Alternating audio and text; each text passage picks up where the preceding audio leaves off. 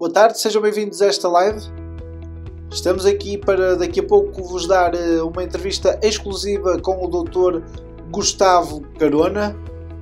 Para quem não conhece, Gustavo Carona é um médico sem fronteiras.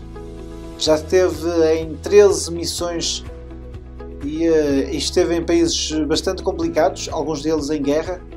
E ele, além de ser médico sem fronteiras, é um orgulhoso adepto do Futebol Clube do Porto e por isso é também ele um super portista que nós hoje vamos aqui entrevistar. Gustavo Carona é então o nosso convidado de hoje. Relembro que a semana passada tivemos aqui Fernando Madureira, ele que abordou alguns temas do passado e do presente, abordando ainda também a questão das eleições do Futebol Clube do Porto. Foi a página Super Portistas que teve esse exclusivo, conseguimos estar à conversa com o Fernando Madureira e também ele trouxe-nos aqui, nessa mesma entrevista, como está a viver este estado de quarentena e como é que os Pedragões estão a ajudar aqueles que precisam no terreno e então o Fernando esteve aqui a contar-nos esse seu testemunho. Relembro que daqui a pouco vamos então ter essa entrevista com o Dr. Gustavo Carona, ele que se faz acompanhar sempre com o cascolo do Futebol Clube do Porto nas suas missões. É uma imagem de marca na sua partida para uma missão, o seu cascolo do Futebol Clube do Porto que o acompanha. Eu peço a todos os super portistas e a todos os portistas em geral que nos estão a seguir neste momento no Facebook, que estão a seguir esta entrevista, que partilhem a nossa página, que façam gosto na nossa página e que possamos chegar a todos os portistas e que possamos também estar aqui nesta live e poder fazer estas entrevistas também para vos levar a todos vocês um pouco deste portismo espalhado pelo mundo. Vamos então, dentro de instantes, então, assistir a essa entrevista exclusiva aqui na nossa página, dentro de breves instantes. Relembro então, partilhem esta live, partilhem esta entrevista e façam chegar a todos os portistas. Podem também comentar e estar atentos, porque para a semana iremos ter mais entrevistas e depois nós anunciaremos sempre que colocarmos uma nova entrevista e depois podem, claro está, colocar as vossas questões para os nossos convidados. Fiquem atentos à página Super Portistas, continuem a seguir-nos aqui no Facebook e vamos então assistir a essa entrevista com o Dr. Gustavo Carona.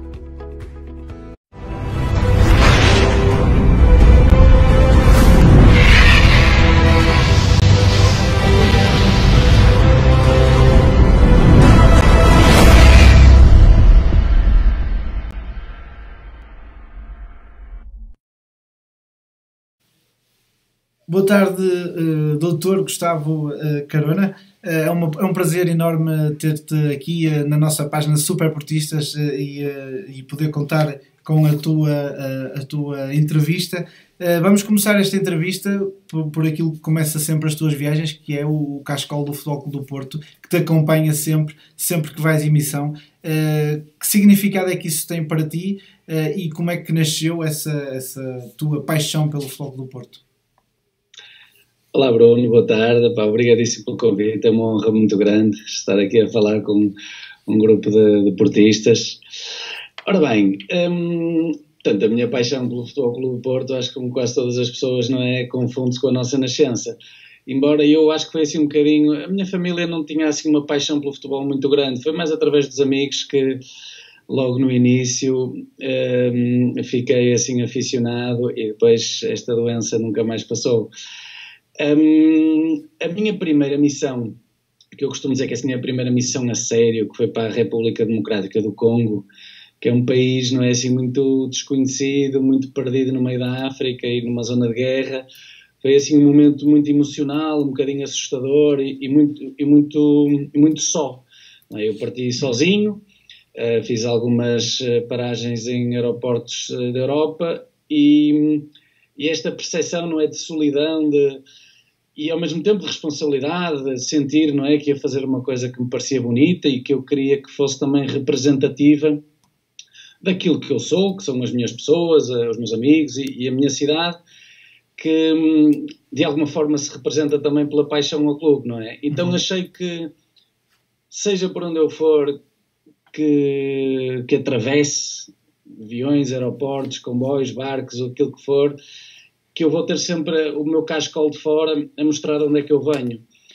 E a minha primeira missão, pronto, que foi seguramente emocionalmente mais intensa, deu-me esta vontade de pôr o cascol de fora na mochila e atravessar este mundo com o cascol na mochila. E depois meio que ficou assim como um talismã. Foi acontecendo e eu também fui crescendo em termos do simbolismo, ou foi crescendo o simbolismo que eu fui dando ao cascol. Ou seja, para mim aquele cascol representa o meu mundo, aquilo que eu represento e a vontade de levar comigo todas as pessoas que eu não consigo, de quem eu tenho saudades e da minha cidade. Portanto, a partida e a chegada são sempre muito emotivos e eu achei que o cascol era uma boa forma de representar. E às vezes, quando estou longe, olho assim para ele e fico assim saudosista e sensibilizado por aquilo que ele representa, que naquele momento, apesar de ser um clube, não é? Mas é muito mais do que isso. Todo o meu coração está ali naquele cascol. Claro. Vamos agora voltar a começar com a questão das missões. Tu já foste a mais de 13 missões, ou a 13 missões, penso eu. O que é que te motiva a fazer estas missões nos Médicos Sem Fronteiras? Ora bem, olhando para trás, é uma coisa que leva a outra.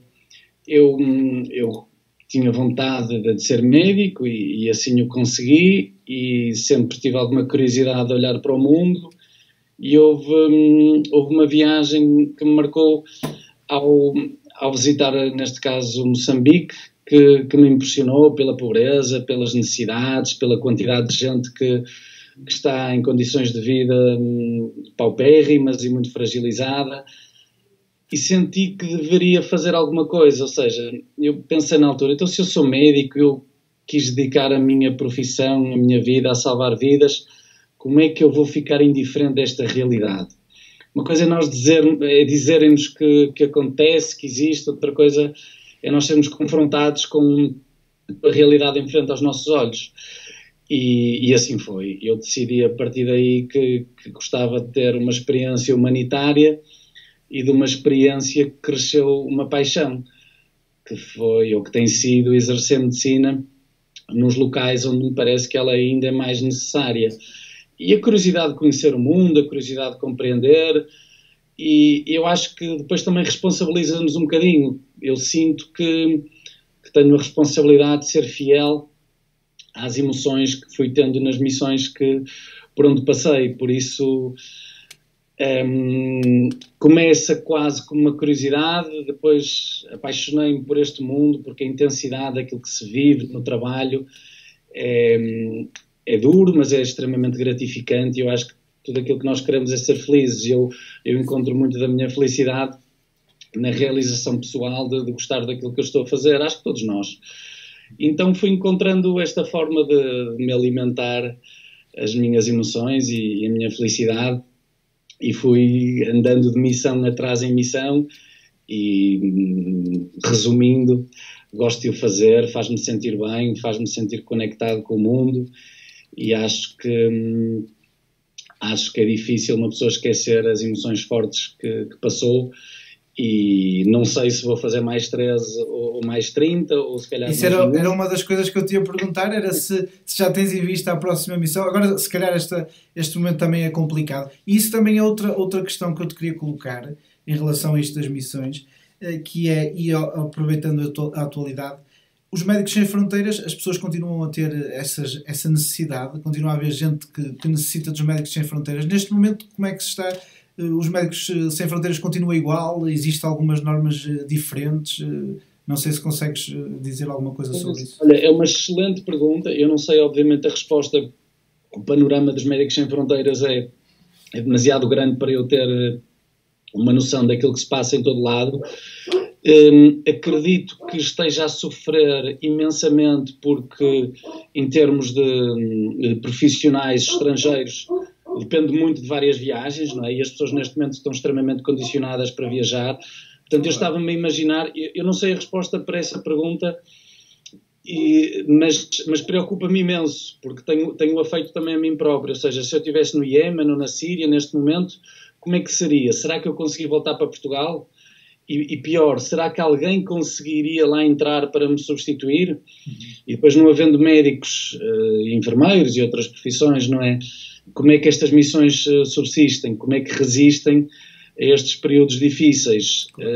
Alguns países onde os recursos humanos locais já são bastante razoáveis, portanto admito que a missão possa manter-se mais ou menos estável. Noutros que são extremamente dependentes de estrangeiros para que os cuidados médicos continuem a ser entregues, acho que devem estar a passar muito maus momentos e são as tais perdas, as tais mortes como danos colaterais desta catástrofe que estamos a viver neste momento. São coisas que escapam à maior parte das pessoas e claro que as necessidades médicas continuam a existir, não é? Por todas as doenças, as pessoas continuam a ter malária, continuam a ter pneumonias, continuam a precisar de ajuda num parto, de fazer uma cesariana, de uma cirurgia para isto ou para aquilo e como tal, parar o mundo está a ter consequências indiretas que eu acho que nem a nossa imaginação mais fértil consegue ter, mas as organizações estão sem dúvida a sofrer muito,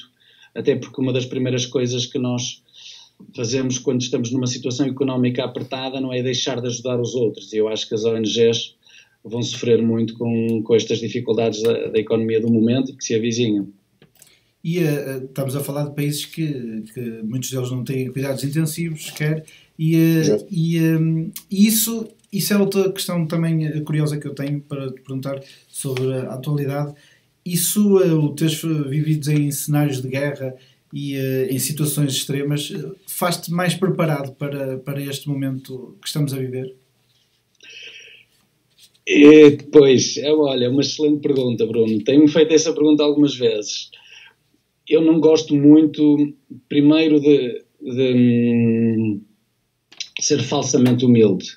Eu já tive emoções fortes e eu acho que não é. Estamos, acima de tudo, a fazer desse tipo de treino, não é? Treino de emoções. Que as minhas emoções já abalaram muitas vezes, em muitas circunstâncias, num extremo que a maioria das pessoas não o terá feito. Ou se calhar fizeram, mas noutro espectro da sua vida, não é? Cada um tem as suas experiências de vida fortes à sua maneira. E claro, o facto de eu já ter visto muita gente a morrer em circunstâncias muito difíceis, se calhar permite-me ter aqui um poder de embate talvez maior. Ainda assim, esta situação tem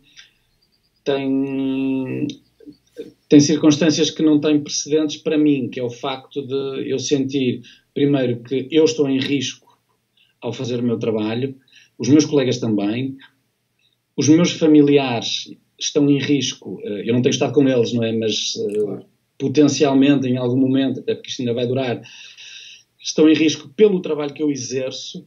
Portanto, há aqui um jogo de emoções que rapidamente interfere nas pessoas de quem nós gostamos e é muito diferente entrar e sair de um cenário de guerra, por mais difícil que ele seja, porque nós entramos a saber que, claro que estamos a correr um risco grande, mas sabemos que podemos voltar a casa quando quisermos. E aqui, se me permites, também estamos a lidar se calhar com um inimigo desconhecido, não é? Vamos sempre aprendendo, se calhar ao longo das semanas, como se calhar outras formas novas de o combater, não sei. Sim, eu acho que nós esperamos que a ciência nos dê as respostas, não é? Eu sou uma pessoa da ciência e acredito apenas e só na ciência, mas o que é facto é que a ciência tem muitas fragilidades e neste momento, infelizmente, as perguntas são muito mais do que as respostas e estamos todos a gerir as dificuldades de não compreender ainda muito bem quais são as melhores atitudes, quer em termos de prevenção, quer em termos de tratamento, e estas incertezas causam-nos um desconforto muito grande. Nós não estamos habituados a viver perante a fragilidade da vida tão intensamente. E por isso mesmo, por não estarmos nós habituados a isso, e o Gustavo Não sei se estás em linha, estás-me a ouvir? Estou a ouvir okay. perfeitamente. Sim. E eu dizia, não estamos nós preparados para isso. O Gustavo viveu essas missões também, que é sempre complicado. Eu gostava de saber como é que é o regresso. Se o regresso é sempre muito complicado, olhando ao choque que é com a sociedade. Nós aqui às vezes achamos que temos problemas, às vezes vemos a gente, dando um exemplo, num supermercado a discutir por uma saca de plástico, e se calhar é um choque muito grande para ti quando regressas a essas missões. Principalmente nas primeiras. Eu lembro-me de alguns regressos que foram para mim de alguma forma traumáticos. Ver crianças morrer à fome e ver pessoas nos hospitais a morrerem por doenças facilmente tratáveis desperta em nós um sentimento de revolta, de injustiça muito grande, e quando regressamos aqui e as pessoas preocupam-se porque o carro está mal estacionado 1 centímetro em cima do passeio, ou entramos num shopping e vemos as pessoas a discutirem a marca das roupas e o tamanho das televisões, isto cria em mim, não é, algum desconforto emocional, mas que eu fui aprendendo a gerir. Ou seja, acho que também é muito mau quando nós caímos no erro de julgarmos as outras pessoas, porque nós somos a nossa envolvência, o nosso ambiente. Aquilo que eu gostava que as pessoas fizessem é que alargassem também a sua visão do mundo, mas nós não podemos nunca estar completamente imunes àquilo que é a nossa realidade, e por isso compreendo que as pessoas aqui tenham algumas preocupações e no centro de catástrofes humanitárias as pessoas têm outras. Eu fui tentando gerir isso da melhor forma, que é concentrar-me naquilo que eu posso fazer e não preocupar-me em apontar o dedo à sociedade pelo aquilo que não faz. Portanto, faço aquilo que me parece estar correto, tento trazer para a opinião pública estes mundos que existem e que muita gente desconhece, e depois acredito que muito devagarinho vamos afinando e vamos melhorando as coisas, e sou um otimista dentro de muito realismo. Acho que apesar de tudo o mundo tem vindo a melhorar. Qual foi o local? Esta é uma pergunta que te colocam frequentemente, e acho que está nos teus livros que publicaste bastante respondida, mas para aqueles que nos estão agora a ouvir, qual foi o local mais complicado em que estiveste e mais difícil? Quais foram as situações mais difíceis assim que te lembres agora e que nos possas aqui dizer? É uma pergunta também boa, não é? As perguntas, quando são boas, são difíceis, porque não gosto de comparar catástrofes, não é? É quase como comparar o sofrimento de pessoas. É assim um exercício um bocadinho difícil, mas claro que há alguns padrões que posso de alguma forma transmitir. A África profunda é muito dolorosa. Estou a pensar no Congo, na República Centro-Africana, no Sudão do Sul, porque é uma pobreza de recursos, inclusive recursos humanos, ou seja, a falta de educação. E não estou a falar de educação em termos de cuspir para o chão ou dizer palavrões, estou a falar em termos da capacitação das pessoas de exercerem uma profissão. É tão grande. Eu trabalho às vezes com profissionais que têm cursos superiores e que não sabem matemática simples, e depois é difícil explicar às pessoas que os desafios da vida real nestes países são estes, não é? É trabalhar com alguns profissionais de saúde que não sabem somar, não sabem multiplicar contas extremamente básicas. Como é que se explica depois as doenças, os antibióticos, os tratamentos, quando as pessoas têm um nível de educação tão baixo? Isto é um choque, não é? Em termos da nossa percepção de mundo, que é difícil de ultrapassar e tentarmos que o desafio não nos engula. Ao mesmo tempo, noutros cenários, por exemplo, a Síria talvez tenha sido mais complicado em termos da dureza do conflito, da proximidade, da violência, das bombas, mesmo de grupos extremistas islâmicos com quem eu tive o desprazer, não é, de me cruzar muito próximo, Al-Qaeda, Estado Islâmico, e foi muito duro, não é? Ouvir bombas a cair e senti-las perto da nossa existência não é fácil de conviver. Lembro-me também que há mais ou menos um ano atrás estive no Iémen, foi talvez das missões mais duras em termos médicos que eu tive, pela pobreza do país, pela intensidade do conflito e por estar em alguns momentos tão cansado que só me apetecia chorar e vir embora. Portanto, há assim algumas missões que me marcaram em termos de qual foi a mais complicada, por motivos um bocadinho diferentes. E deixamos aqui uma porta aberta para as pessoas também comprarem o teu livro e verem. Mais importante do que comprarem é lerem. Claro, exatamente. Se houver um livro a circular por muitas pessoas, fico extremamente contente. A editora talvez não pode ouvir isto, claro. Mas eu fico muito contente que seja lido, porque acho que estas pessoas cujas histórias eu tento transportar devem estar nos nossos corações. Para fecharmos esta parte das missões, fechamos com uma pergunta sobre o Futebol Clube do Porto. Consegues acompanhar a atualidade do clube, os jogos, quando estás em missão? É difícil ou como é que consegues fazer isso? É assim, às vezes a internet é mais ou menos, outras vezes é menos, outras vezes é inexistente.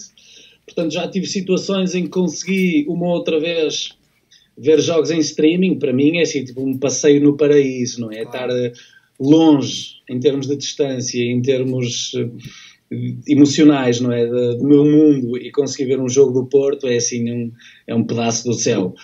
Já me aconteceu estar em alguns sítios em que às vezes com canais internacionais vejo jogos da Liga dos Campeões, às vezes estou completamente sozinho a ver os jogos do Porto num bar ou num restaurante qualquer no meio da África, e é assim também um prazer indescritível.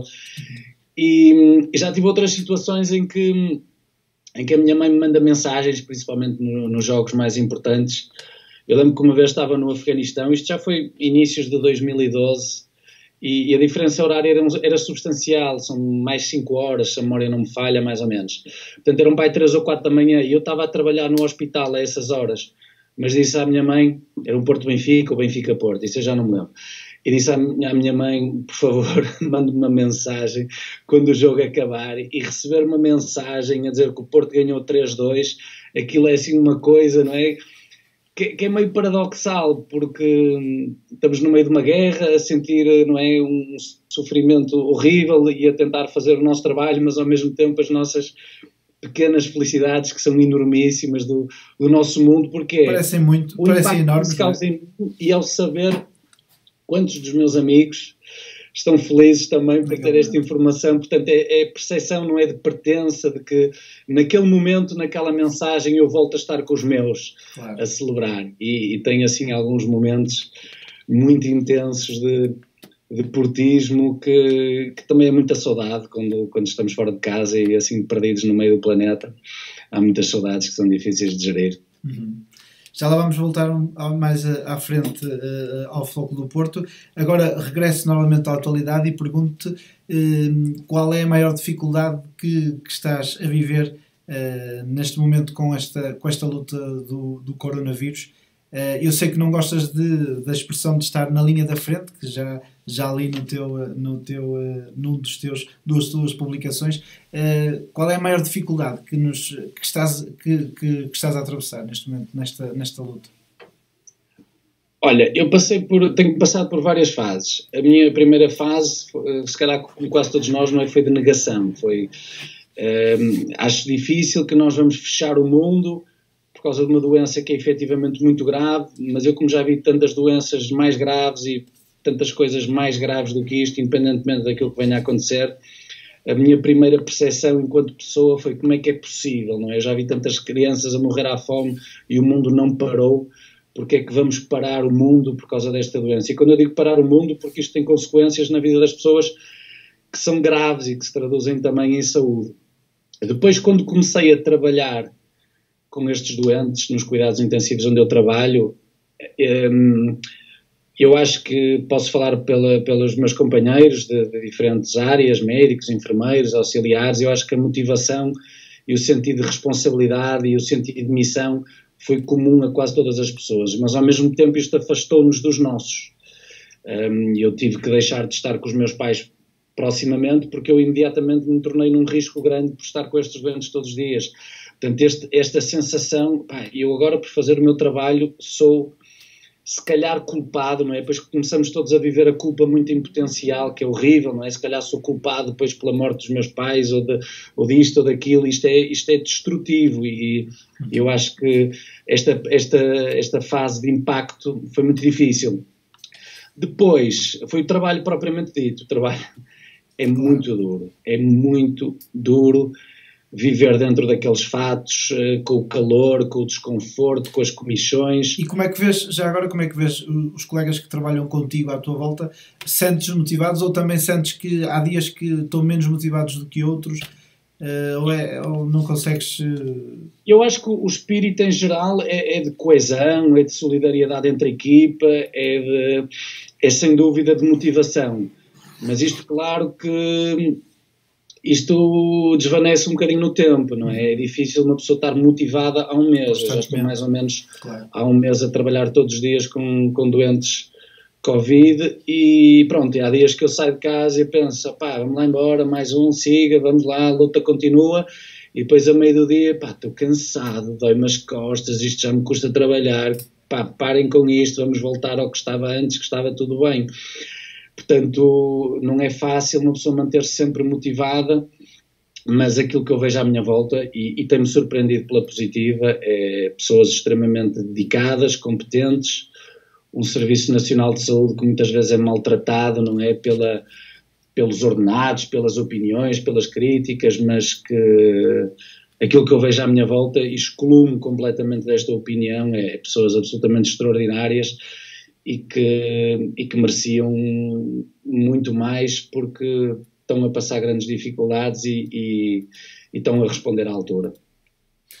Achas que agora, com estas medidas que foram tomadas, que o Governo tomou ao longo destes tempos, que já chegámos ao pico e que agora vamos conseguir manter, pelo menos assim, nos próximos tempos, e conseguir baixar o número de casos e de infectados? Ou achas que isso é difícil prever, isso ainda? Olha, para te ser muito sincero, Bruno, é assim, eu tinha aqui duas respostas, não é? Uma era se estivesse a beber uma cerveja contigo num café. Claro. A outra é assumindo a responsabilidade que sou médico, e a minha opinião tem, obviamente, uma responsabilidade acrescida, não é? Eu não sou, e cada vez mais acho que é importante que as pessoas percebam isto. Cada um no seu papel. As perguntas que tu me estás a fazer, não é, entram no âmbito da saúde pública, da epidemiologia, e aquilo que eu sou é anestesista e intensivista. Portanto, eu cada vez mais penso, o meu trabalho é nos cuidados intensivos, é salvar as vidas que lá estão, sobretudo o resto, claro que tenho uma opinião, mas acho que a resposta mais honesta é, ninguém sabe. É importante que se perceba que chegar ao pico não é o fim da luta. Porque é o conseguir desacelerar a propagação da doença. Claro. Isto significa chegar ao pico. Desacelerar a propagação da doença é ótimo, é uma boa notícia, mas põe-nos aqui 2 ou 3 problemas. O primeiro é que alarga a duração. E depois, porque, por exemplo, no caso de Portugal, o facto de termos tido menos doentes infectados em relação a outros países europeus é uma excelente notícia, e eu agradeço, porque felizmente foi duro nos cuidados intensivos, agora parece que estabilizou, mas nós não sabemos como é que vai ser a chamada segunda vaga e por aí fora, porque quanto menos pessoas foram infectadas e tiveram contacto com o vírus no início, se calhar mais difícil será a segunda vaga. Portanto, há muitas perguntas que estão por responder.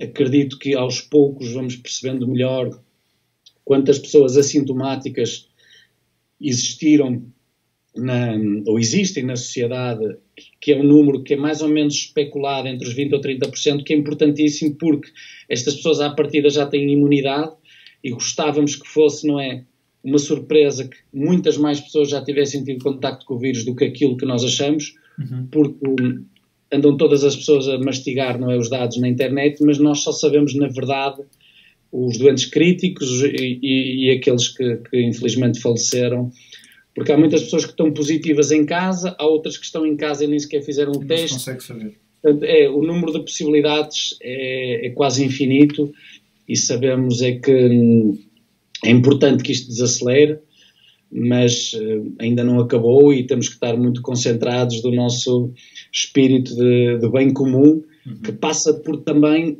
preocuparmos com a saúde pública de todos nós, mas também tentarmos fazer a economia girar na medida do possível e se calhar voltando um bocadinho atrás à tua pergunta, para mim a minha maior dificuldade dos últimos dias é a minha preocupação social com aquilo que se passa em Portugal e em toda a Europa e em todo o mundo, que vai ser um empobrecimento da população que por si só também vai fazer sofrer muita gente. É difícil de ver quanto é que uma vida vale e quanto é que o sofrimento de pessoas que vão ficar desempregadas e há fome, mas é preciso nós pormos estes dados diferentes na equação, que a saúde e as vidas não têm preço, mas nós rebentarmos com a economia também destrói a vida e as vidas a muita gente, quer em Portugal, quer principalmente nos países mais frágeis, como já disse, que vão sofrer um impacto enormíssimo em termos de mortes, quer por Covid, quer por não Covid, que nunca ninguém vai contar e que vão ser mortes silenciosas e que vão durar anos até que a economia volte outra vez ao que era, mas preocupa-me muito esse lado mais secundário das consequências do que estamos a passar agora. Vamos voltar ao motivo que eu te convidei para esta entrevista, o ser esportista e teres essa paixão pelo Futebol Clube do Porto, e perguntar-te qual é a melhor recordação, já aqui disseste uma das recordações que tens, mas desta emissão, qual é a melhor recordação que tens do clube? Recordação do clube? É difícil, não é? Felizmente são muitas. Eu fui a Dublin, eu fui a Gelsenkirchen, mas talvez o gol do Kelvin. No Dragão. Estavas no Dragão? No gol do Kelvin? Estava no Dragão, e o facto de ter perdido a conta a quantidade de cambalhotas e de filas que eu desci aos trambolhões a festejar aquele gol aos 92 minutos, acho que faz o momento, não é, mais intenso fisicamente e emocionalmente. Acho que talvez tenha sido o minuto Kelvin, provavelmente o gol do Costinha, Manchester, mas esse se viu na televisão, talvez não é pelo facto de ter estado no estádio, acho que foi o gol do Kelvin. Achas que este ano ainda vai haver campeonato? Pois, mais uma vez, não sei se... Acho que não, sinceramente. Ninguém quer ganhar um campeonato na secretaria, mas acho que vai ser muito difícil. Fala-se na possibilidade de jogos à porta fechada a partir de junho, mas dificilmente poderá ser possível. Acho que vai ser difícil porque as decisões do governo, e eu não defendo aqui nenhum partido, mas queria só dizer que ninguém queria ser governante neste momento, não é? Porque nunca foi tão difícil tomar decisões. Claro. Qualquer decisão é má, não quer dizer que esteja errada, mas todas as decisões são más e por isso é muito difícil ser decisor político neste momento. Agora, quer queiramos, quer não, o futebol não é essencial à vida. Claro. Embora seja uma economia que por si só também destrói imensos negócios, não é, que vivem do futebol, e por isso muita gente vai sofrer indiretamente com o prejuízo que o futebol está a ter e vai ter, mas acho que vai ser difícil dizer que a prática de desporto profissional, com os riscos dos contactos que tem, não é, seja uma prioridade. Junho, abrir, fechar o campeonato à pressa, a portas fechadas, talvez. Não sei, acho que a partir do momento também que houver um outro país na Europa que entregue o campeonato àquele que estiver em primeiro, se calhar vai ser depois uma catadulpa de campeonatos a fecharem também o ciclo e agirem em conformidade, não é? Imagino que vai ter que haver uma estratégia mais ou menos concertada dos diferentes países europeus, mas mais uma vez estou a especular, não faço a mínima ideia. Claro. Como é que vês o atual momento do Futebol Clube do Porto em termos de gerência? Temos o presidente Pinto da Costa, que já está lá há muitos anos, é um presidente mais titulado do mundo. Achas que está na altura de, como a semana passada tivemos aqui, o Fernando Madureira disse que o Pinto da Costa devia continuar até aos 100 anos, que ele acha que vai durar até aos 100 anos, mas que devia haver sangue novo na SAD. Também concordas com isso ou preferes não te meter nessas coisas de gerência de clube? Para mim é muito mais fácil falar disso do que falar de saúde pública, não é? Porque aqui tenho menos responsabilidade. Claro. Acho que está na altura de mudar. É assim, nunca será questionada a importância da presidência, a admiração, a gratidão, a dívida que todos os esportistas têm por este homem, por aquilo que ele fez, pela sua obra. Acho que não há nenhum portista no mundo que vá alguma vez questionar que temos o maior presidente da história do futebol, mas que o clube é mais que uma pessoa e acho que está na altura de mudar. Entristece-me ver a quantidade de circunstâncias que transparecem para cá para fora de má gestão, de gestão muito centrada nas benfeitorias dos diferentes atores da SAD. Por isso acho que a minha sensação e dos portistas com quem eu me dou é de que não temos a confiança moral na gestão deste momento e gostava que fossem pessoas sérias e competentes à frente do nosso clube, que nos dessem a percepção de que são obviamente portistas do coração, apaixonados como todos os adeptos, mas que sejam sérios, e nós não estamos a sentir isso.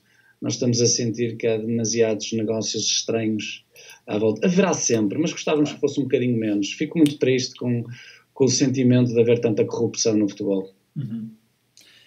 Conta-nos a história que está por trás daquela foto viral que tu publicaste uma vez no Facebook daquele menino com a camisola do Futebol Clube do Porto. Consegues-nos contar aqui assim resumido? Eu não sabia que essa foto tinha sido tão viral. Mas é uma foto incrível e realmente tem uma história incrível. Não foi a primeira vez que eu tive assim uma situação tão inusitada. Eu já uma vez no Congo cruzei-me com 3 camisolas do Porto, ou seja, 3 congoleses com a camisola do Porto, e a admiração, não é, de um portista portuense que está no meio da África, e não é só uma África qualquer, não é? É o fim do mundo, claro.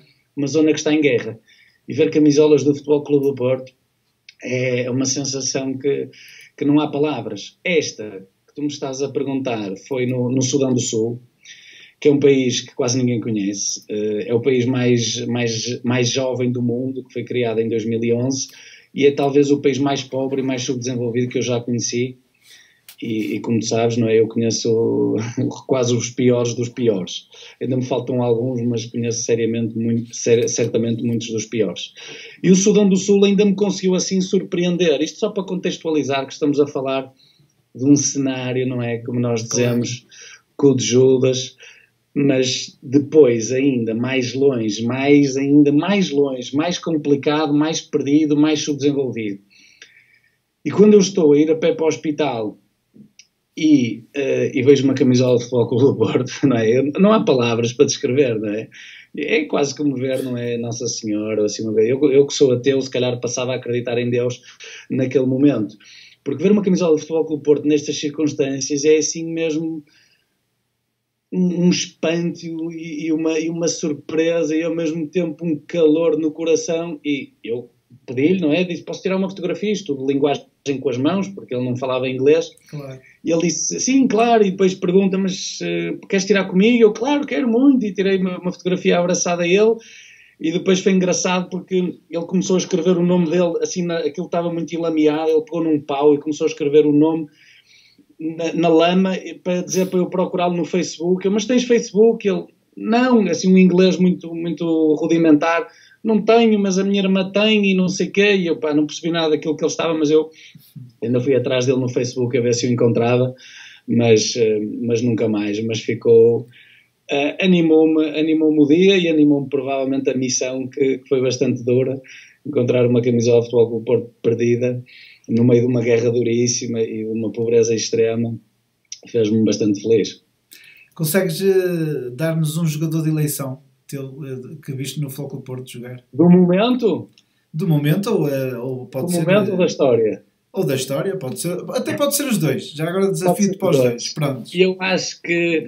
Pois, eu gosto de intersetar... Portanto, vou para a história, não é? Gosto de intersetar a qualidade do jogador com a qualidade da pessoa. Se bem que eu não os conheço pessoalmente, não é? Claro. Mas pelo aquilo que transparece. E era capaz de escolher o Lúcio Gonzalez. Pelo jogador que foi, pela presença, pela sobriedade e seriedade que estava em campo e fora dele. Acho que era um líder inspirador e mesmo a sua forma simples de jogar futebol, não é? Que era um futebol coletivo em todos os momentos. Eu lembro-me que o Mourinho uma vez disse que que o Lúcio jogava como ele pensava o futebol, e eu acho que é a melhor forma de descrever aquele jogador. E como pessoa tinha uma grande admiração por ele, não o conheço, mas aquilo que transmitia, e também um portismo adquirido, não é? De um argentino que não substitui os grandes ícones portistas de nascença, Jorge Costa e João Pinto e Fernando Couto e por aí fora, mas acho que o Lúcio era assim um jogador que eu admirava e admiro, não é? E já agora atualmente, qual é o jogador? Atualmente, não sei se consigo ter assim um jogador fetiche. Deixa-me pensar, sem pensar demasiado. Eu acho que é justo dar o prémio ao Alex Telles, não é? Pela entrega, claro, pela regularidade, pela consistência, não é? É difícil ser tão bom jogador em tantos jogos e tão consistente. Ele tem feito isso nesta época e nas anteriores. Eu acho que é capaz de ser o melhor jogador do Porto no momento. Mas depois há aquela paixão africana que eu também tenho, não é? E aí o Marega desequilibra um bocadinho aqui a minha escolha. claro. Fica assim como E se calhar também em termos de perfil, avaliando o perfil do Marega, também vai de encontro, se calhar também às tuas pronto, as qualidades que ele tem de ser como é, e de ser também, lá está, como estás a dizer, da África.